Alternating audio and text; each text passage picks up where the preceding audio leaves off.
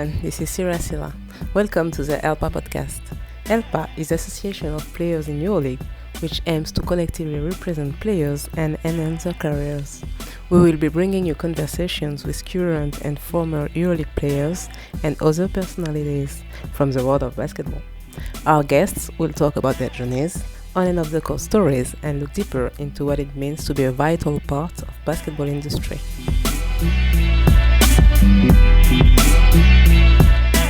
I think for the players it's good to have a voice, to help EuroLeague how to be better, how to raise the standards, how to have a better career for the players, how to have a better life outside the basketball court. This is why ELPA was born. My first guest is ELPA President and Fenerbahce player Gigi Datome. In this episode, you'll know more about ELPA, what are the objectives and which impact it has on players and teams. And you will learn what Gigi is passionate about besides basketball. Enjoy! Hi Gigi, can you tell us who you are? I'm Gigi Datome. I come from Sardinia. I've been lucky enough to be basketball players professionally for the last 16 years, and now I'm also president of EuroLeague Player Association. How and when did you start playing basketball? I started really soon when I was 4 years old. I don't even remember my first day as a basketball player. I was just following the ball. My older brother was playing, my older cousins were playing, and I was just imitating them and having fun on the gym. And that was my free time every time I was out of the house. And when did you knew that you could be like professional player? Well, when I was since I was 13 years old, I was with the national team youth program. And when I was 15, I did Eurobasket for under 16. I was top scorer, and there was some team in Italy outside Sardinia that asked me to go there and be their player. So when I moved from Sardinia, I understood that I had to try to see if I could be a professional, if that life could be my life in the future. So you play in EuroLeague, which is the best level in Europe with the best teams. What does that mean to you to play in this competition at this level? Oh, I'm very happy to be part of EuroLeague with Fenerbahce. We are a very good team, and we've been in the Final Four the last 5 years.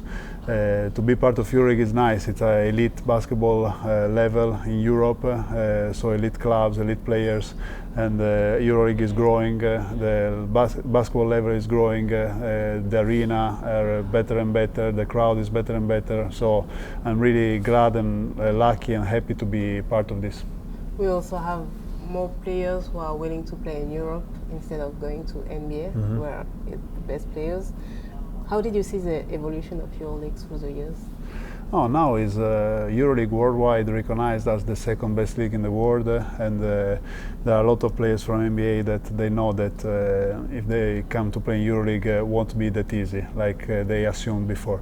And it's also a good spot for them to show up, to show their talents. There've been a lot of players that also from EuroLeague have been chosen to go in NBA and to prove their talent.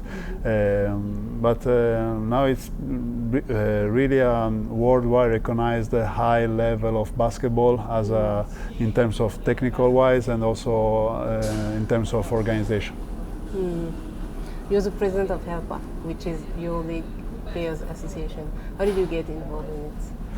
It was something really spontaneous. I've always been informed of what was happening in our world in basketball, not only with the EuroLeague but also with the national team, because I'm the captain of Italian national team. And when somebody said that it was time for EuroLeague players to have a union, I was totally agree. And we had a conversation with Bocchi. I told him that really I wanted to be involved with this, not maybe as a president, but to be involved and to help the association to start and to grow. And then I had the trust from the players who vote me to be the president, and I'm very honored to have this position in ELPA, and I hope that I can help the organization to grow up year by year. Why is it important to have the players united? What does it change to have them coming together? No, I think EuroLeague as an organization needs to have also the voice of the players to know what the players think about all the change that are made in the last years. I think for the players it's good to have a voice to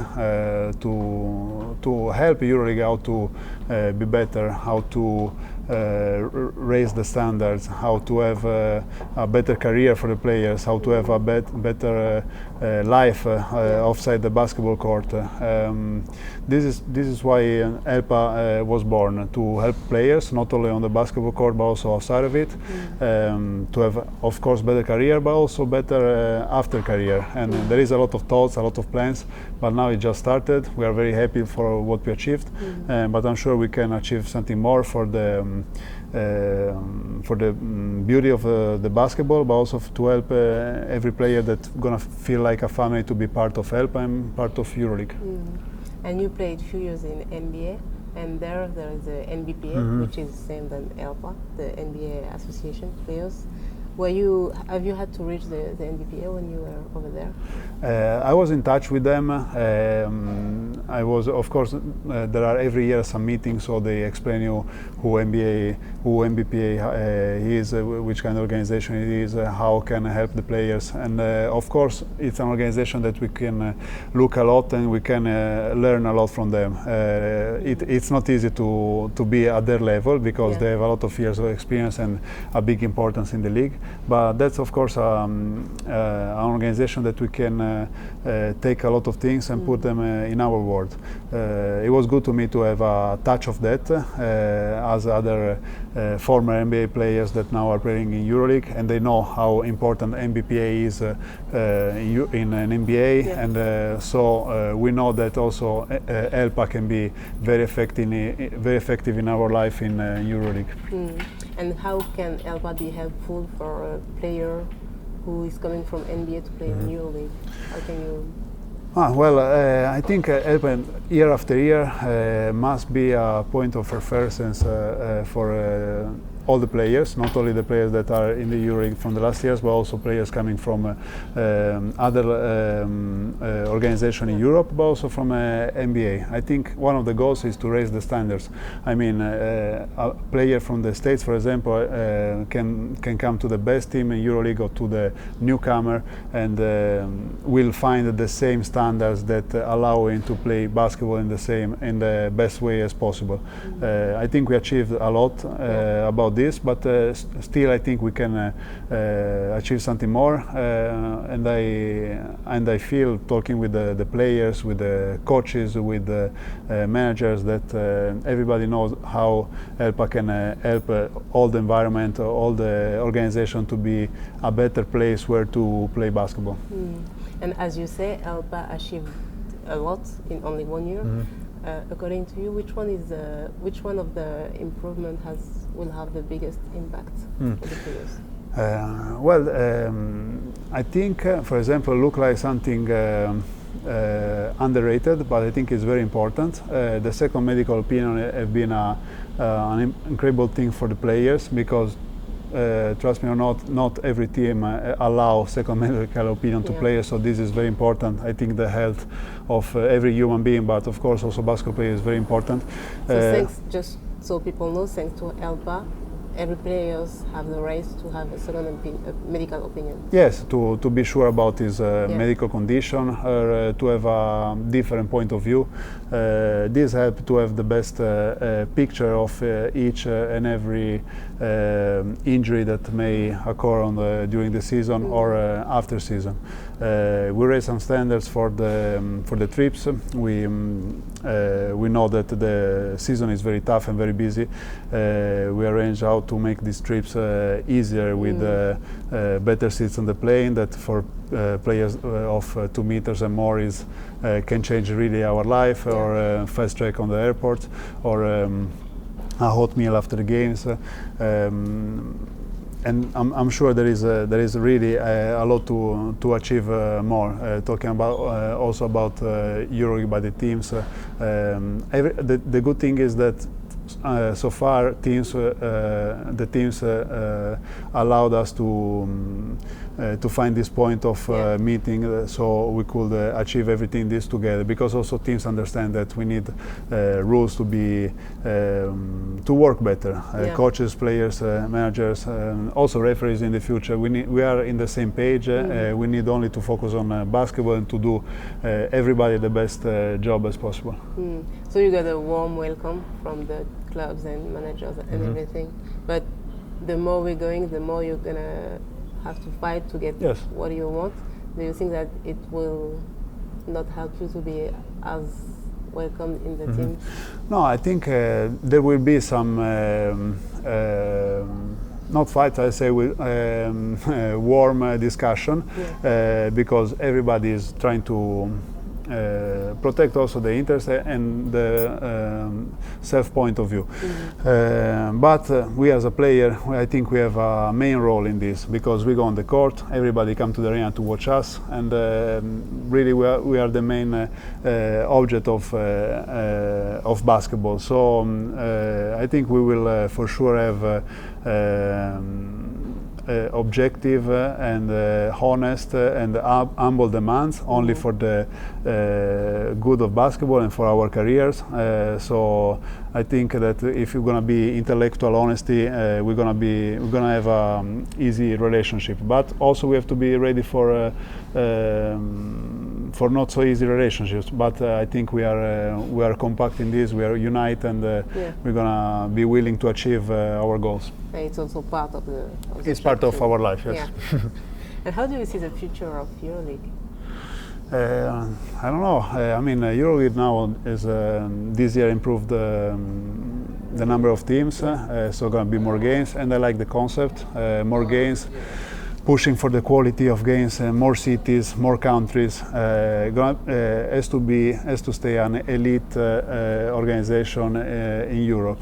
I think EuroLeague is satisfied from the results, the presence in the arena, the views on TV, on social media, presence of fans. But of course, we need to be better. There is room to improve, and we as a players also needs to help EuroLeague to have the biggest platform as possible, so everybody gonna enjoy it. And which advice would you give to the youngest players of in EuroLeague who are playing in EuroLeague?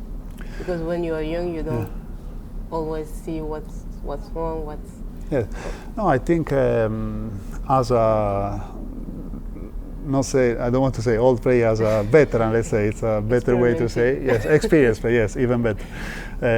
I can suggest to players that to get more informed, to listen when we have some meeting, also we share some information, because this is your life for the next 10, hopefully 15 years, and you have to be aware of what's happening around. Also because after, I mean, it's a good opportunity now that ELPA exists to let every player speak up and let his voice hear, because everybody is different, every team is different, every country is different, every background is different.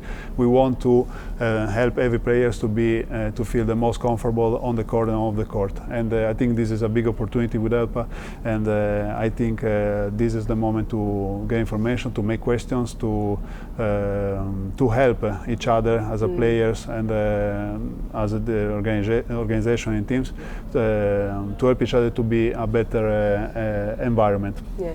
So it's a lot of work for players now, but also for the future generation. Yes. I mean, we are doing this. I spoke with Kyle, the first vice president, and Kyle Heinz, yes. And for sure, we are doing this not for us, because I don't think me and Kyle are gonna play in 10 years. So we are doing this really for the next generation, and the next generation, at least, they should participate and make questions and just being active, just being involved and be aware of what's happening and feeling part of this organization, this family, call it however you want, but this is going to be your life for the next years. So it's better to know everything is happening around. So let's get out of basketball a little bit. I know you're into books and art. How do you fall in love? I like to read a lot. That's my free time. It's a good way to get out of my life and think about something else. And it's a way also to travel, because I don't have time to travel. So I can travel reading. I can get more information about some topics that I'm informed. And about art, I would like to know more, but I'm just enjoy the atmosphere that I breathe when I go to museums, when I go to churches, to monuments, and just also to have some more knowledge about history, about art, about different way of thinking about other human being. I think also this is something that can open my mind a little bit, that can make me a better person. Yeah. And which kind of books do you read? Really quite everything. I'm very drawn from books talking about history or politician nowadays, but also romance, thriller, classics. I love classics. Really, I like to. Depends from the moment. There is some moment that I don't want to read heavy book, let's say, so I want to just read a thriller or something really easy that you read in a couple of days. Or sometimes that I feel more focused and I can really get some information more about some topic that I like. It can be art, it can be history, it can be philosophy. Depends from the moment. Yes. And do you happen to read books written by athletes? Yes, biography. Okay, is very known. Open is the biography of Agassi, the tennis player. Yeah. I read Del Piero. He was my favorite athlete. He is my favorite athlete since I was a kid, and I read his books. I liked Life from Mike Tyson, and actually I take the opportunity that you gave me to talk about my book that I wrote last summer. I'm sorry that it won't be translated in English. It's written in Italian. So you published the book? Yes, it's in Italian. Kind of, yes. Talk about myself, of course, my experiences, not only basketball-wise, also offside the court, but gonna be translated in Turkish, because I knew that all the Fenerbahce fans were very interested, and during the season gonna be published in Turkish as well. So yes. Italian and Turkish. Italian and Turkish, yes. This ends our episode with Gigi Datome. Thanks to Gigi for his time.